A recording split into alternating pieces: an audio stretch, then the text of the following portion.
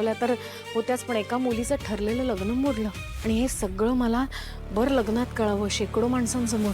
अरे आपण कोण आहोत, आपली आई कोण आहे, आपलं स्टेटस काय आहे, या कशाचा विचार नाही केलाय मी. आई एकदा ऐकून घे ना माझं. काय ऐकून घेऊ मी? माझ्याशी कसं खोटं बोललात, मला कसं फसवलं ते ऐकून घेऊ. अनेकदा लपून छपून भेटायला गेलाच असाल ना, अनेक गोष्टी केल्या असतील. मला तरी सारखं मी विचारत होते की नाही तुला, पण टाळलंत मला सांगणं. उडवाउडवीची उत्तरं दिलीत, लपवलत माझ्यापासून, माझे प्रश्न डिलीट मारलेत.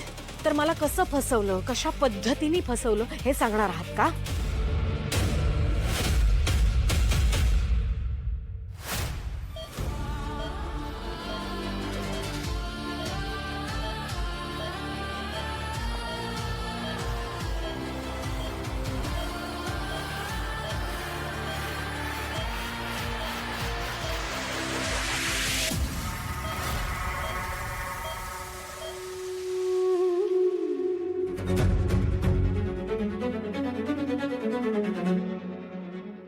उमाताई, दुसऱ्यांना धीर देणारी माझी पमा आज अशी पडू नये. तिला काही होणार नाही तर? मला काही होणार नाही, तुम्ही काळजी करू नका. काय चुकलं हो आमचं, त्यामुळं हा दिवस बघायला मी आलो. आज मी एक नवरा म्हणून हरलो, बाप म्हणून सुद्धा हरलो.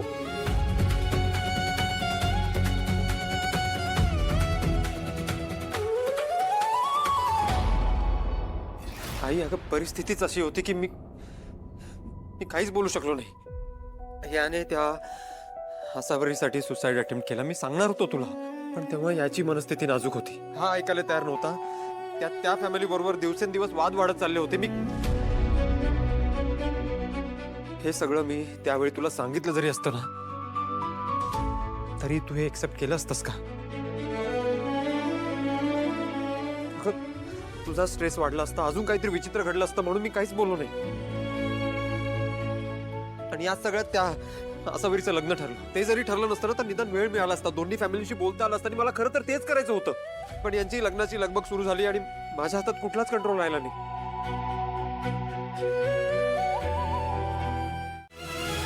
तुमच्या कुठल्याही बोलण्यावर विश्वास नाहीये माझा.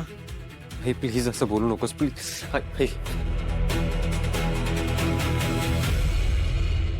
मी तुला वचन देतो, मी यापुढे असं काहीही करणार नाही. मी यापुढे तू जे म्हणशील, तू जो निर्णय घेशील तो मान्य करेन. तुझ्यापासून काहीही लपवणार नाही, तुला अंधारात ठेवणार नाही. तुझा शब्द माझ्यासाठी अंतिम असेल. पण प्लीज आत्ता शांत हो.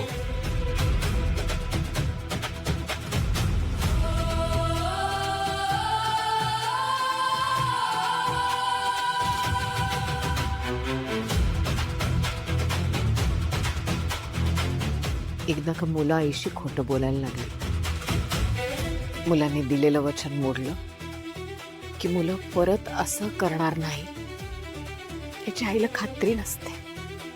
आई आणि मुलाच्या नात्यातली नाही सगळ्यात वाईट गोष्ट असते.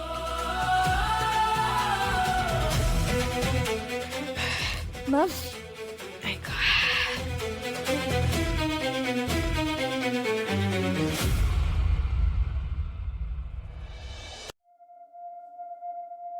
जय, हे जे काही झालं ना ते अतिशय चुकीचं झालेलं आहे. अरे तुला आम्हाला येऊन सांगायला भीती वाटत होती.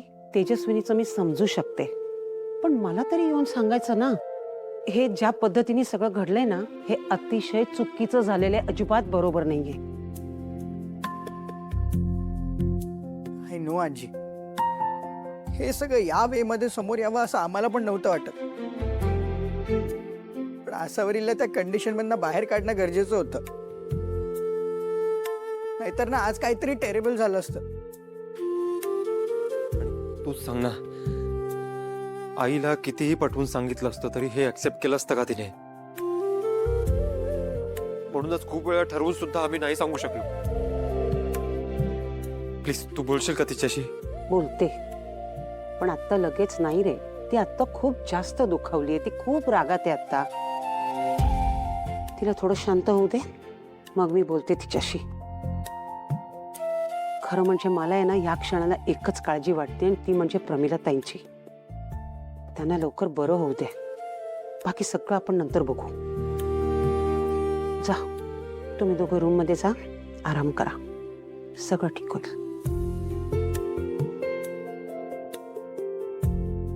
आम्ही प्रयत्न करतोय, पण त्यांना हा आलेला पहिला अटॅक नाहीये.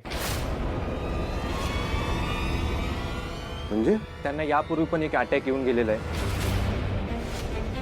त्यांची शुगर सुद्धा हाय आहे. कदाचित तो अटॅक सायलेंट असेल किंवा त्यांनी तुम्हाला सांगितलंही नसेल.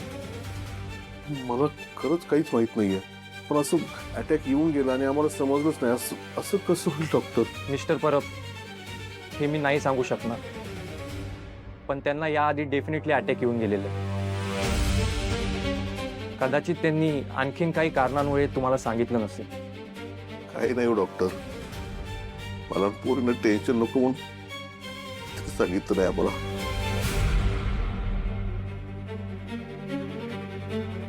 स्वतःला सांभाळा. पण ती बरी होईल ना? हे बघा, प्रामाणिकपणे सांगायचं झालं तर आता त्यांची कंडिशन सिरियस आहे. आम्ही प्रयत्न करतोय आणि अशा पेशंटची रिकव्हरी होते, आणि ते सुद्धा लवकर होते. पण तरी सुद्धा 100% खात्री देता येत नाही. तुम्ही हवं तर पेशंटला एकदा बघू शकता.